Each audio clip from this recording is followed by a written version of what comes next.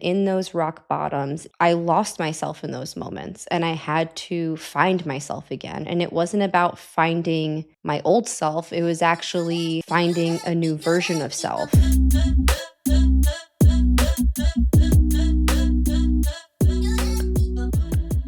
Welcome back to Late Checkout, guys. Happy to have you here. I'm in such a good mood this week. The sun, getting a little bit of a glow on my skin. What a mental health game changer. I needed the sun to be a little bit consistent out here in New Jersey. I needed the love of the light. I needed the sun to be out longer, to get up earlier. It's just changing my fucking mood. I feel better. I feel better this week. And I hope you guys are too. If you're new here, welcome. This is Late Checkout, my podcast that is attached to my self-brand, Laura Janela, that's all about travel and wellness, more so intentional travel, traveling intentionally, finding pieces of ourselves around the world, and really making sure that our spirit is in lockstep while we travel, and also wellness in the capacity of conscious living, just bringing in wellness into our lives in this very digestible, intentional way. Sometimes wellness gets this rap that you need to be in this full, solid step of a structure and routine all the time. But I love bringing in these microdose ways to help us pour back into self. So welcome if you're new. Also, this is not the only place that I talk about travel and wellness. I get really deep as well on my Substack and my newsletter. I have two separate writing vessels because I do love writing so much, and each one serves a particular purpose. So if you are not subscribed to my newsletter, guys, link is in the show notes. Subscribe to the newsletter. If you're a Substack galley or guy-y, definitely subscribe to my Substack. You will absolutely love it. I will also link that in the show notes. This week, I want to get into an aspect of wellness that will feel deep and maybe a little dark, but very important, because when we look at our human journey, it is not always sunshine and rainbows. When we are seeking wellness routines, it's typically to better our quality of life, to enhance our mental state, our physical health, our connection to spirit. And how I want to angle this week, because I've been really called to talk about this, is finding wellness through grief and loss. This topic is really important to me because I come on here, I come on the mic, I write on my newsletter, I write on my Substacks, and I am talking about ways to fall back in love with yourself, ways to regulate your nervous system, wellness tips and routines about the physical aspect, the spiritual aspect, the mental health aspect, and ways to work with yourself, ways to step into your bigness. And I want to make sure that you guys know that does not come from a place because my life has been a walk in the park. I've had deep, dark moments. I've gone through really rough things in my life, ones that in retrospect, I can be grateful for on a spiritual level, but in the moment, in those rock bottoms, in those really, really physically, mentally, and spiritually tough moments, I lost myself. I lost myself in those moments and I had to find myself again. And it wasn't about finding my old self, it was actually finding a new version of self. And within that comes a curiosity and a need for new ways to meet myself, new wellness routines, new needs that my body is needing physically, mentally, emotionally. And I highlight this in importance because when I say grief and loss, it doesn't mean you've had to experience a close death in your life, right? Like grief and loss can come from a death of anything in your life, meaning an ego death, a relationship death, the death of a career, any type of ending, any massive chapter ending in your life comes with a period of mourning. It comes with the grief and the stages of grief that you would experience even when you do lose somebody. And yes, in this episode, I'm going to talk about when I lost my dad, because that was one of the biggest rock bottoms I've ever hit, if not the largest rock bottom I ever hit when I lost my father. But it doesn't just have to be in the realm of death. I think this can resonate for anybody who's going through just a deep period of transition, a rock bottom in other terms. So definitely listen in and tune in if you've experienced some type of huge chapter loss or person loss, or have hit a rock bottom, or the rug's been pulled out from under you. Also, share it with somebody that you know that is going through a period like this. We don't talk enough about the darkness of where our mental state can go during this period, and how each of us, I don't want to say pulls ourselves out of it, but how are we moving through it? And I will tell you right now, I do not like to blanket statement how you should be moving through grief and loss. I am here to share my experience through one of my largest moments of grief, and how I maneuvered my way through the time after he passed, and some of the wellness modalities that came to me in that era, because they were brand new. I had never worked with them before, and they really only came because of that loss. I was only really seeking them because I had a new need. I had a new emotional need. I had a new void. I had a new trauma.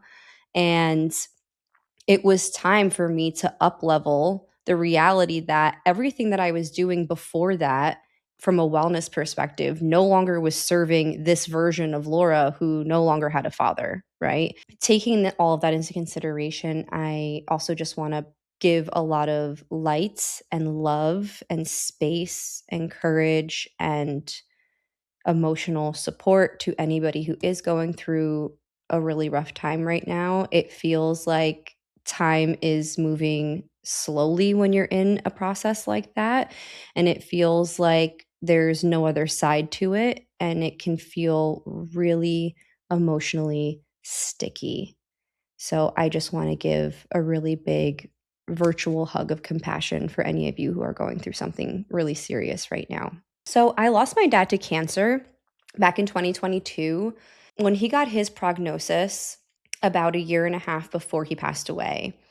A prognosis is when the doctor is essentially telling you, like, you have a timeline and it doesn't matter what we do. It's essentially like your death is upon us, and whether you go through more chemo, it'll keep you alive longer. But the cancer at that point, it had returned like 4 times, and we knew it was just like metastasizing everywhere. Like there was no escaping it. And in that month after he found out his prognosis, that is when I started experiencing panic attacks for the first time in my life.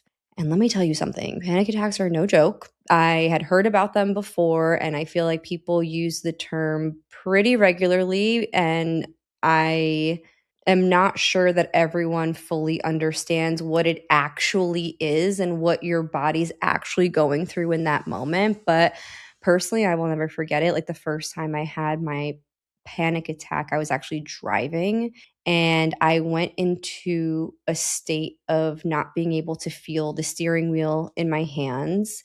I couldn't feel like myself swallow in my throat. I started feeling my heart palp, and I started feeling like I was actually having an out of body experience. Like, I had to pull over immediately. I was on a highway, and I wasn't really sure in the moment what was happening. I didn't realize it was a panic attack. I low key thought I was having a heart attack. I was very nervous, and I pulled over and I stopped, and I called my husband, and I was just breathing. I remember just holding on to breathing as much as I possibly could. I didn't move the car for like 20 minutes. And that was the start of a very long journey of many, many, many, many, many, many, many, many more panic attacks that I experienced. Particularly after that, it was panic attacks before I would go to sleep. I wouldn't be able to sleep at night. I would get heart palpitations. I would have all those same experiences again, where I couldn't feel like my limbs. I couldn't feel my throat. I wouldn't be able to breathe. And it became so bad that I wouldn't even want to sleep in my bed. Like, I would actually be fearing going to sleep, because now sleep meant I'm going to lay in bed and I'm going to have a panic attack. And at the time, I actually started looking up a therapist, because I knew it was time for me to dip into therapy in a more regular way. And I found a compassion therapist who essentially helped me through these meditations that allowed me to hold space for the fact that I was mourning the loss of my dad before he had even passed. And it feels so counterintuitive, but if you've experienced this, even if it's not in a death way, like even if you're in a relationship, a long-standing relationship that you know is going to end, that you know is not good, you have that period of mourning too, like thinking about like, oh, I'm not going to wake up next to this person again. I'm not going to You start thinking about the future in this way where they're completely eliminated, and that's a lot of what my panic came from, was overthinking my dad not being around, right?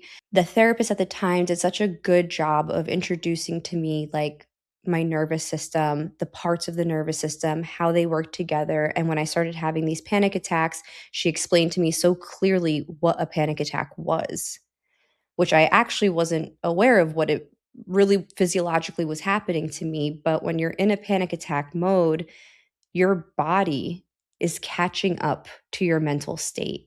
So your mental state could be in this fight or flight mode of anxiety and spiraling thoughts and intensity, right? Your brain is thinking about all these things, but it's not like your body is physically reacting to that fight or flight mode. It's kind of just all internal and up in your head. When the panic attack approaches, it's the physiological, like the body actually responding to those states of your nervous system being in those very extreme dysregulated places. So that's why the heart palps come. That's why the whole sensation of almost feeling like I was running and out of breath, like even though I hadn't moved an inch. It's that physiological like meeting of your body responding to your brain. But sometimes it doesn't even happen while you're spiraling. You could have been thinking about it hours ago and your body took a few hours to catch up to it. And then you find yourself in this moment of panic and having a full blown panic attack. And having that definition definitely helped during the panic attacks because I knew I wasn't dying. I knew I wasn't, something terrible wasn't happening to me. But it's so hard to mentally extract yourself from the feelings that you're having in a panic attack moment to then explain to yourself, like, you're okay. Your body's just catching up to your brain. And feeling grounded in a moment like that is extremely difficult, which is why it's so great. A lot of therapists, and I'm sure online, have just a list of things that you can do in the moment to bring yourself back to a state where your body isn't in this overreaction mode, right? Like some say to do particular breath work or to focus on like a label on a bottle and just keep reading a word. Like some type of focal point is typically helpful for bringing you out of a panic attack. But just that definition gave me a little bit of space to work with them, even though they were so recurring and so scary. It helped. While my dad was still with us, I still just had a lot of panic around him leaving. And it got worse once he did leave. I mean, even the process, because he was on hospice at his end of days. It was really traumatic because I was living in Switzerland at the time and we flew in, and like our state of fight or flight and just wanting to help and being there in his every moment, making him feel as comfortable as possible. Seeing him in the state that he was in was so tough. It was moments where you just feel like, how could this be happening to this person? It is a wave pool of emotions. I remember those weeks I just felt nauseated 24/7. Like I couldn't eat, I couldn't sleep, I couldn't, it was, I don't know, it felt like a hazy dream and or a hazy nightmare, and it was only the beginning of what was to come for me in my healing journey in this path after him. I remember having this thought, you get into this really spiritual state, obviously, when you're losing somebody. My dad taught me a million things. He taught me how to ride a bike. He brought me on my first roller coaster. He taught me how to fish. He taught me a million names of different trees and different flowers and different birds. He was a nature guy. He taught me games, how to play certain games, Yahtzee, Scrabble, Shoots and Ladders. He was the one who taught me a lot about just I don't know, I feel like it was the quintessential American upbringing because my mom is Brazilian, so they had that, like, polarity of giving me different doses of parts of my childhood. But when he passed, I remember immediately thinking about the list of things that he taught me, and at the end of the list, I was like, "And now he's taught me about death. Now he's taught me about what this process is like." And I feel like that was his last gift to me, and I know it's not a gift that feels shiny and good and pretty, but it was a gift. It was a very vulnerable moment for him to share his mortality with me, for him to share his most vulnerable state with me, and yeah, it's, like, hard for me to talk about. But after he passed, I remember flying back to Switzerland and just feeling a continuous state of being in denial, in shock, numb. I remember being on my couch endlessly, like binge watching TV. I feel like I was a shell of myself. Prior to his passing, I was very into my physical health. I love moving my body. I'm a Sagittarius, I'm a generator in human design. Moving my body is essential to my mental health and feeling good. And when we went back, I mean, I didn't move at all. I had no yearning to work out. I had no yearning to move my body, to even eat nourishing foods that I felt so adamant about. I wasn't moving in the way and living in a way that was recognizable to who I was before that. And I gave myself the space. Guys, I feel it's so important to give yourself the space to just feel the hard feelings. Like if you want to binge on your couch and you don't want to see the light of day for a few weeks, like just lean in. I'm of the mind that when you're going through something so intense and your body is craving a particular type of setting, just give it to it because at that moment, right, regardless to what you're experiencing in that massive transition in this loss, in this rock bottom, you are integrating, like, life gave you a circumstance and you are integrating what has happened. You're processing what has happened. Your mental state is processing, your emotional state, your spiritual state, your physical state. It needs time to process and, like, calibrate around what's just happened. Your nervous system needs a minute too. And giving yourself that space to not force yourself to do things, to not force yourself to just be better or not to force yourself to be around people socially. I remember being so triggered and charged by going out or like being around people and they're like, "Oh, but you seem good." And it's just like, "Oh, because I'm not sitting here crying or like being in a cave in a dark cave like I want to be at home." It's like I'm not doing good. I'm not doing well, you know? And I had this like fixated feeling, you know, particularly when it comes to someone who's passed, I didn't wanna stop hurting.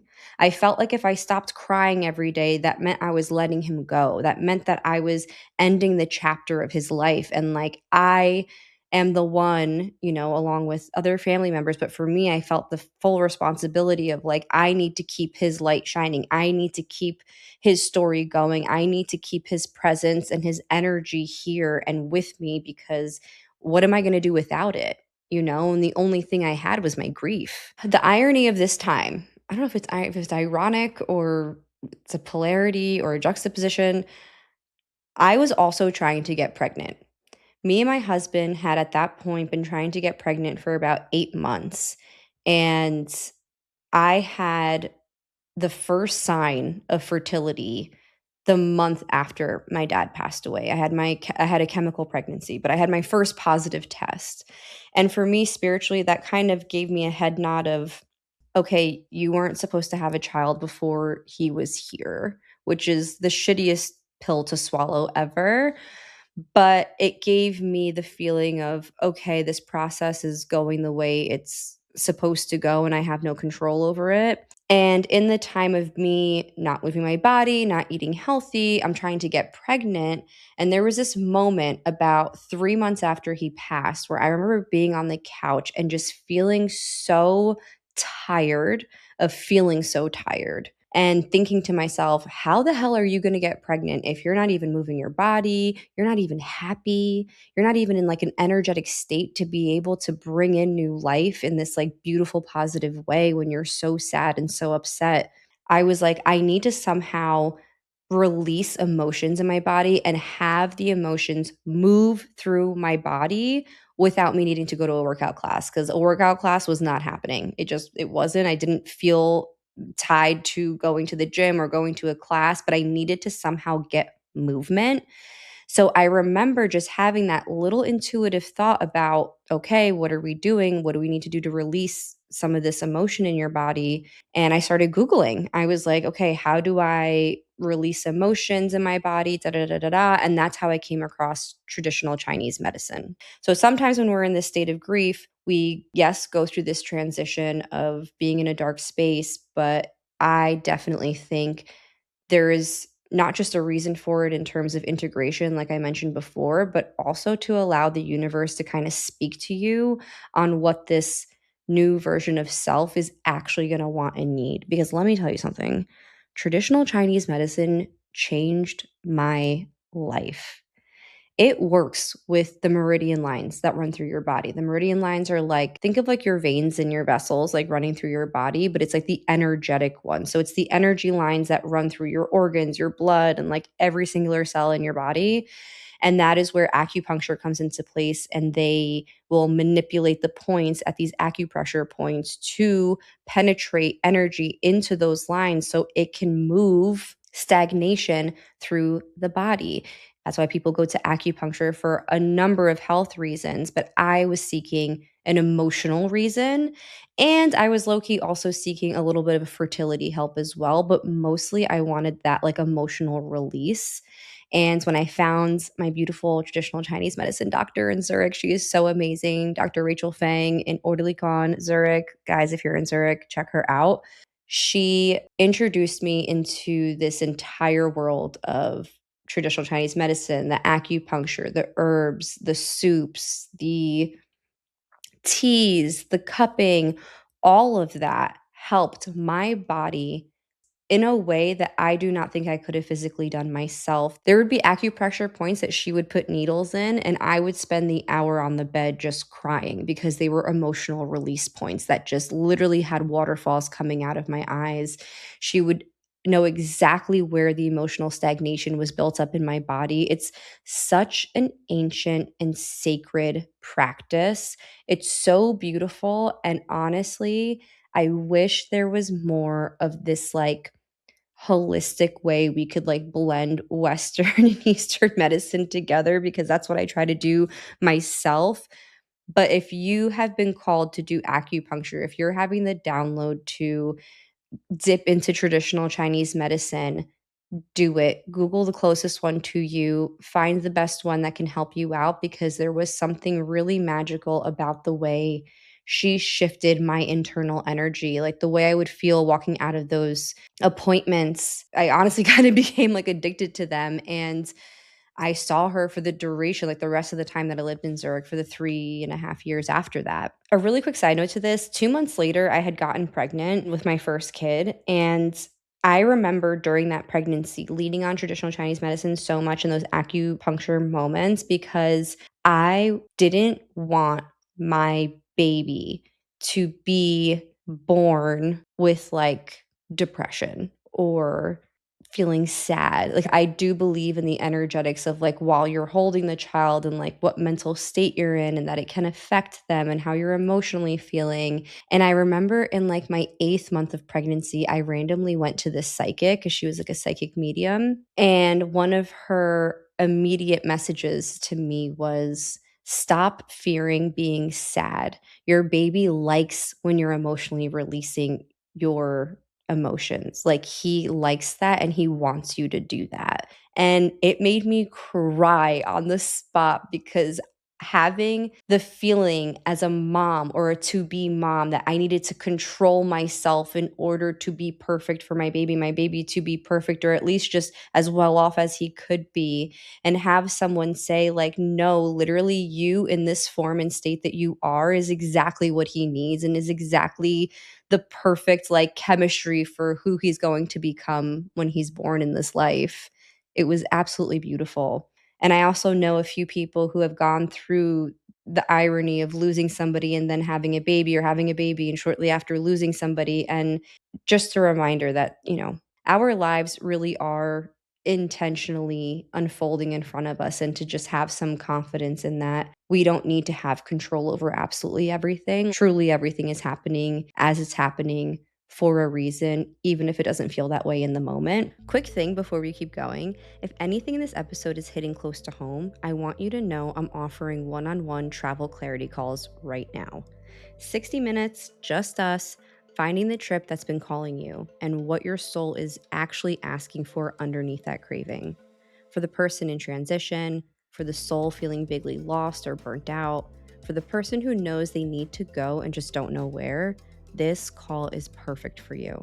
The link for this travel clarity call is in the show notes with more information, or DM me clarity on Instagram at LauraJanela_, and I'll send it right to you. All right, back to the episode. But aside from TCM, there's two other things that I want to bring up about my wellness journey in grief and loss. The next one is finding EMDR therapy. I have mentioned EMDR and internal family systems therapies on this podcast at length because I love talking about it because it was such a pivotal therapy for me. I think it was shortly after I got pregnant with my first that I was like, okay, I'm ready for therapy again, but I don't want the therapist I was going to, because I felt like that was a very like pre chapter to what had happened with my dad. And now I needed something a little bit more intense and intensive for my psyche and soul. I had gone through a trauma. And when I kept looking up like trauma therapies, EMDR kept coming up, which is a therapy that allows you to rewire your neural pathways. The sessions will bring you back to certain memories where you really visualize and bring yourself back into a moment in history in your life, and allows you through the therapy to rewire the feelings and emotions you had in that trauma.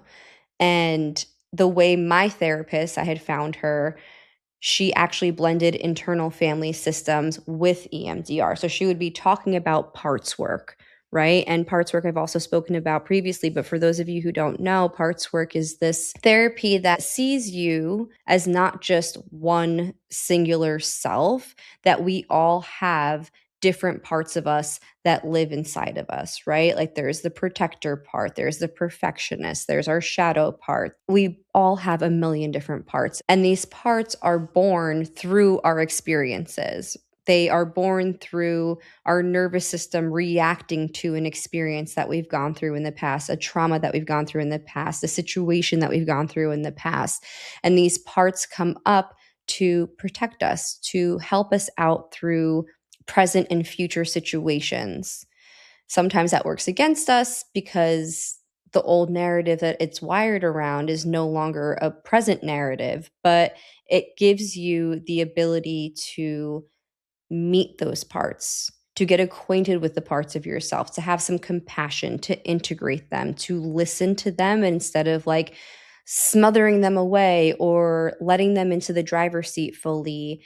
And when you blend IFS and EMDR, you're able to bring up a part of yourself and use EMDR to rewire what that part experienced. So it's really intensive, but it's very cool, very eye-opening, extremely healing. I've had so many healing moments during those therapies. I highly recommend it for anybody. Even if you haven't gone through a big trauma, there is something so beautiful about EMDR when you go into it with this open mindset that there are imperfections about us that still exist based on old data that we really can get rid of, and that we need to give that extra love and attention to, so we can move on with our lives, so we can step into the next chapter of our lives, because those parts can sometimes hold us back, you know? With that therapy, you would think I would go in just like going off about the trauma with my dad, but I actually went back and was doing a lot of family dynamic healing trauma. I had also, during the time of me being in EMDR therapy, was when I jumped off the corporate ladder. I started my brand. So I was doing a lot of rewiring around limiting self beliefs, a lot of inner child work. It was really therapeutic, and I highly recommend it for people who are looking for a therapy that goes beyond just the chatter of CBT therapy or having a therapist you kind of just talk to every week, which is also amazingly great. However, this is like more of an intensive flow state to meet new versions of yourself. So I find it to be very exciting, but it was very healing. There was a lot around my dad's final days that I eventually got to in therapy when the time felt right. And I will say that it helped my ability to look back on his final days without bringing up a pure state of panic. Because it still hurts, you know, it's not just like I'm gonna heal and then I'm just gonna be over it, right?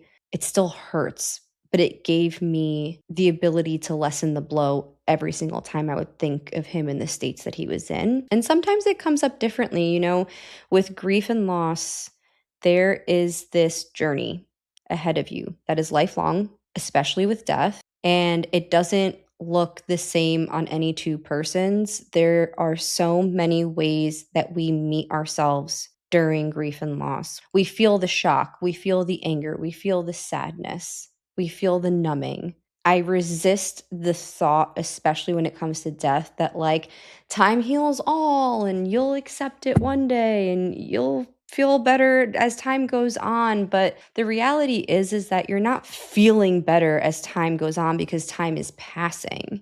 You're feeling better, quote unquote, because you're giving the ability for your nervous system to have integrated the experience.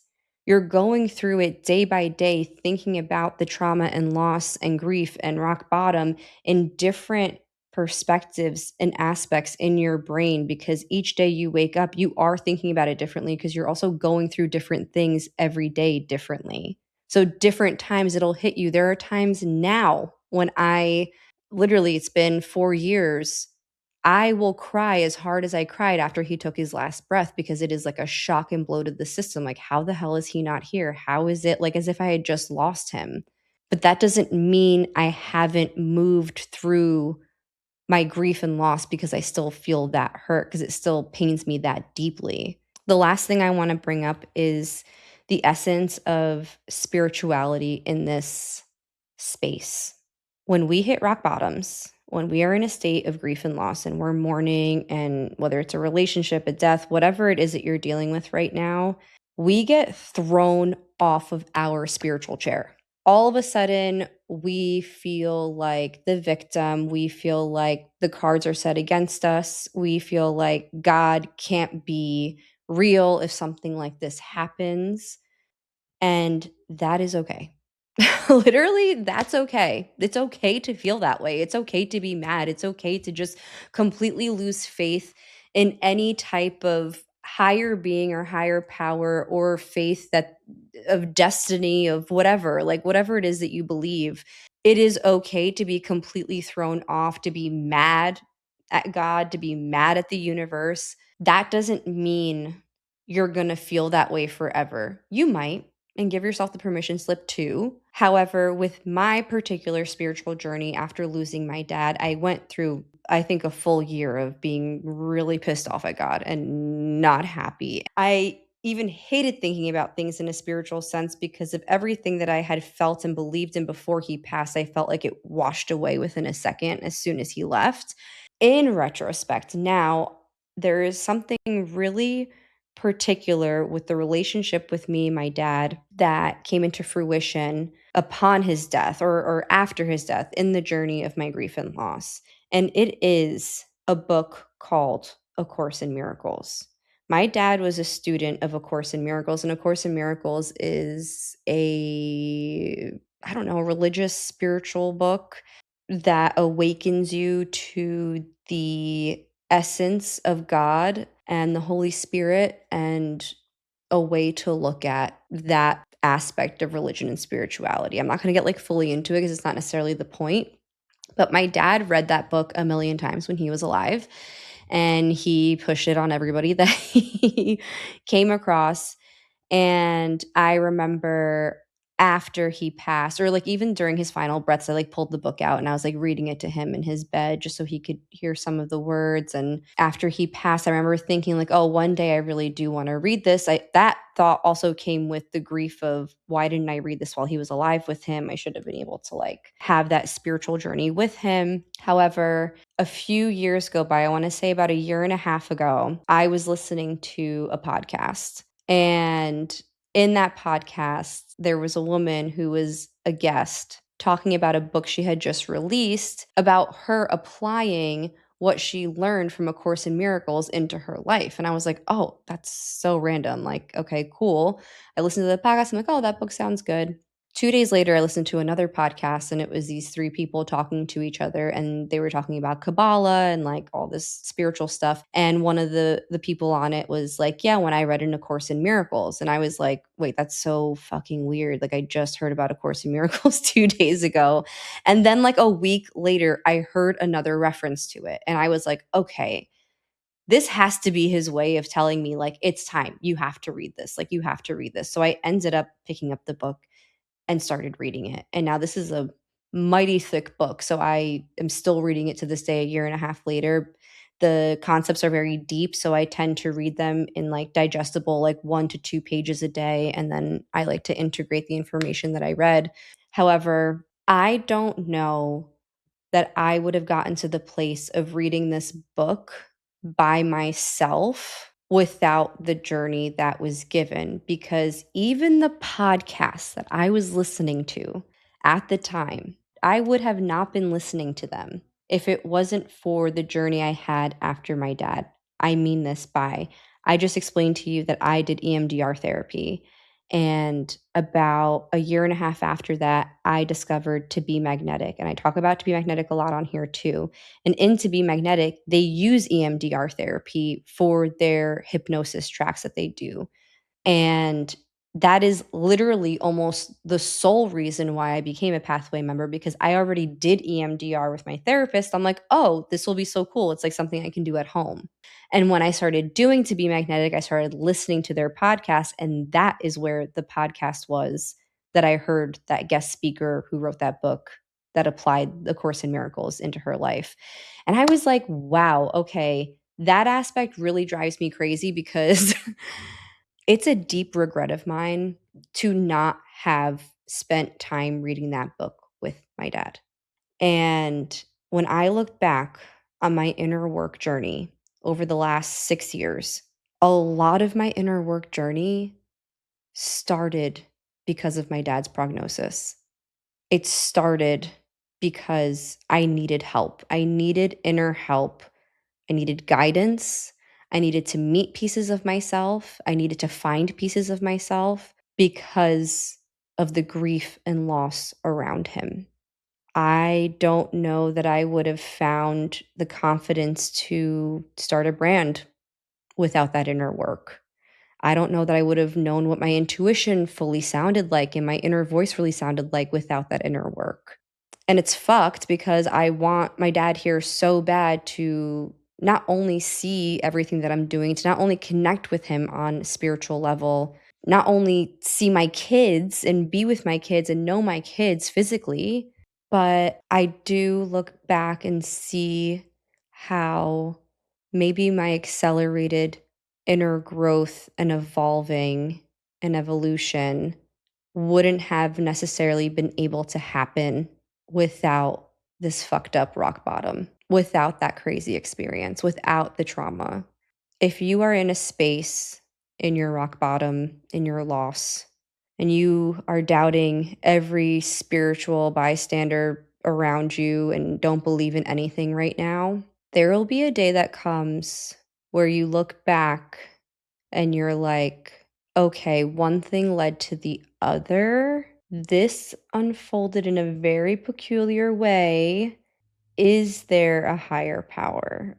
And you almost start questioning it from the other side. Instead of going from belief to disbelief, you go in from disbelief to belief, and you find a whole nother vessel of your spirituality, of your ability to see life in a way that feels like the web of your decisions, the web of your relationships, the web of the cards you were dealt, and the shit that you're going through is all magically woven in a really special pattern. It's beautiful, it's painful, but it's also resonating and it's also healing. So for me, I will say the therapies, the traditional Chinese medicine, and my spiritual journey through grief and loss were very monumental to the description I hold around wellness through grief and loss, because those three hills in my life turned into mountains. Those pillars and wellness pillars in my life of spiritual and mental became so profound through the grief and loss that I can't even recognize who I was before all of it happened. Not that I don't remember that version of self, but I'm like, what was I doing with my mental health? What was I doing with my spiritual self? Like, I knew I was spiritual. I knew I was like journaling. I was definitely aware in aspects, but sometimes these really deep, dark wounds happen to awaken us in different ways that the universe essentially needs us to be woken up in. I hope this was helpful, guys. I really wanted to share the mental and emotional process of how I found these tools and modalities through grief and loss, through my journey with that. There's obviously so much more I can say about the journey with my dad. For those of you who have lost a parent or someone in your life to cancer, it is ruthless and terrible, and maybe I'll do an episode one day about just really diving in deeper about the aspects of that and going in deeper about truly where my mental health was, like really on a detailed way. But I really wanted this episode to have just the through line of you embracing the version of self that is existing now in this pain and recognizing the moments that you have those intuitive hits to do different things that your mind and body are calling you to do. Just listen up to that, because there is eventually going to be a way for you to meet yourself, to help yourself through this process. Guys, that is it for today. I hope this hit with some of you, and I hope it can help. Please DM me, talk to me if you're going through something. I love connecting with you guys. I truly have had some incredible outreach from amazing women in my community about the things that they're going through. And that is something that I love touching base on, are these really deep transitional seasons. So, like I said before, my heart is with you. I love you guys, and I will see you next time. Ciao, ciao.